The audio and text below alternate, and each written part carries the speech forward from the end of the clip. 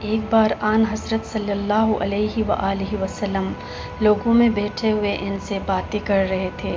اتنے میں ایک دیہاتی آپ کے پاس آیا اور پوچھنے لگا کہ قیامت کب آئے گی؟ آپ صلی اللہ علیہ وآلہ وسلم اپنی گفتگو میں مصروف رہے۔ بعض لوگ جو مجلس میں تھے کہنے لگے، آپ صلی اللہ علیہ وآلہ وسلم نے دیہاتی کی بات سنی لیکن پسند نہیں کی، اور بعض کہنے لگے کہ نہیں، بلکہ آپ نے اس کی بات سنی ہی نہیں۔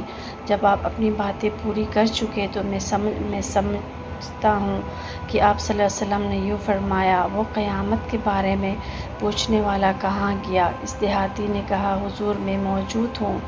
آپ نے فرمایا کہ جب امانت ایمانداری دنیا سے اٹھ جائے تو قیامت قائم ہونے کا انتظار کر۔ اس نے کہا، ایمانداری اٹھنے کا کیا مطلب ہے؟ آپ صلی اللہ علیہ وآلہ وسلم نے فرمایا کہ جب حکومت کے کاروبار نالائق لوگوں کو سونپ دیے جائے تو قیامت کا انتظار کر۔ صحیح بخاری، حدیث نمبر 59۔